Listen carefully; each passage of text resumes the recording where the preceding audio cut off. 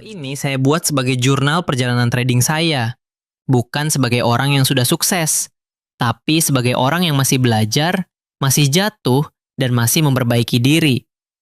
Kalau kamu juga sedang berjuang di market, mungkin kita satu perjalanan. Chapter 1. Awal kenal trading. Pertama kali saya mengenal industri trading pada tahun 2020 yang sering bermunculan di sosial media pada saat itu, yang diperkenalkan oleh salah satu influencer yang sekarang sudah diamankan oleh pihak kepolisian. Mungkin ini nama mereka sudah nggak asing dan sangat familiar sampai hari ini. Ya, dua orang influencer besar, Indra Kents dan Doni Salmanan. Selain kedua influencer tersebut, sebenarnya masih ada beberapa influencer lainnya yang saya tahu, seperti Erwin Laisuman, Bang Bondol, dan Ese Kemol. Pada saat itu saya berpikir, apakah ini jalan saya untuk merubah hidup saya? Saya mengikuti apa kata mereka. Mereka menunjukkan kemewahan yang saya inginkan kan? Seperti mempunyai motor sport, mobil sport, jam mewah, dan sering membagikan uang atau makanan ke orang yang di jalan. Chapter 2. Masuk komunitas. Sebenarnya, pada saat itu saya ingin belajar trading di Indra Kents, karena pada saat itu saya tidak mempunyai cukup uang untuk ikut kelasnya. Jadi saya cari opsi lain untuk belajar trading, dan pada saat itu bertemulah channel YouTube Erwin Laisuman, Bang Bondol, dan Ese Kemol. Chapter 3. Mulai trading dan realita. Pada saat join pertama kali di Erwin Laisuman, diberikanlah teknik jitu beliau yang beliau pakai untuk trading. Ada yang profit dan ada juga yang loss. Beberapa kali percobaan, akhirnya uang saya yang sudah saya depositkan sebesar Rp200.000 ludes tak tersisa. Lalu saya coba sampai beberapa kali deposit dan akhirnya ludes semua. Pada tahap ini, saat mulai tidak percaya oleh beliau, dan saya memutuskan untuk mencari sosok guru lainnya. Dan bertemulah Bang Bondol. Saya join menggunakan link beliau, dan akhirnya terjadilah kejadian yang sama berulang kali. Setelah uang saya mulai habis, banyak setelah trial and error, saya mulai berpikir, apakah ini benar jalan saya atau tidak? Saya sempat merenungi setelah kehilangan uang yang menurut saya cukup banyak. Di titik, saya mulai kehilangan kepercayaan tentang trading. Saya melihat channel YouTube Ese Kemol yang membuat saya takjub dengan dia trading modal ratusan ribu bisa menjadi belasan, garis miring, puluhan juta dalam waktu yang singkat. Setelah saya gajian, akhirnya saya memutuskan untuk mencoba join ke Ese Kemol.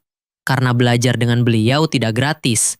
Ada biaya yang harus saya bayar sebesar 2 juta rupiah. Dan malam itu saya transfer ke beliau dengan uang gaji saya dan berharap bisa profit dengan metode beliau. Oh iya, mungkin ada hal yang terlewatkan.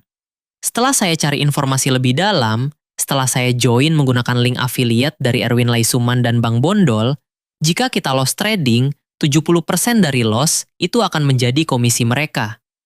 Jadi, karena di Ese Kemol tidak menggunakan link untuk join, hanya membayar biaya di awal. Jadi, saya cukup lega. Pada saat itu, saya berpikir, jika kita mau mendapatkan ilmu di sekolah, pasti ada biayanya. Dan itu sudah sangat wajar menurut saya. Jadi, saya join untuk belajar trading dengan Ese Kemol. Beliau mengajarkan metode yang beliau pakai, dan di Ese Kemol akan diajak trading bareng atau trabar. Dan momen itulah yang saya tunggu-tunggu. Karena di video-video beliau modal hanya Rp200.000 bisa menjadi belasan atau puluhan juta dalam waktu singkat. Saya berpikir, uang saya yang sudah loss kemarin-kemarin bisa kembali dan dibantu oleh Ese Kemol. Setelah trial and error, akhirnya saya jadi error beneran, karena uang saya sudah habis semua. Mungkin jika ditotal dari awal sampai akhir trading, itu sekitar 30 jutaan. Itu angka yang menurut saya besar. Karena pada saat itu saya digaji dengan UMR Jakarta tahun 2020 sebesar 4,2 juta rupiah. Dengan mempunyai istri dan 1 orang anak, setelah semua hal itu terjadi, hidup saya hancur dan berantakan. Karena seperti orang bodoh dan goblok yang telah ditipu dan dijanjikan sesuatu oleh para influencer ini yang tidak terjadi di hidup saya. Dan hidup saya malah makin hancur dan berantakan setelah kenal mereka. Closing. Setelah semua itu terjadi, saya sempat ingin berhenti. Saya merasa trading bukan untuk saya. Saya merasa sudah terlalu banyak kehilangan. Tapi saya sadar satu hal. Saya masih seorang suami dan juga seorang ayah. Saya akan mencoba mengikhlaskan semua uang saya yang telah hilang dan saya akan mulai dari titik nol lagi. Bukan dengan mimpi kaya cepat, bukan dengan ambisi balas dendam, tapi dengan satu tujuan sederhana, memperbaiki diri saya sendiri dan akan membahagiakan istri dan anak saya. Dan perjalanan itu dimulai dari sini. Jika kalian suka dan ingin mengikuti perjalanan trading saya, silakan subscribe channel ini. Terima kasih.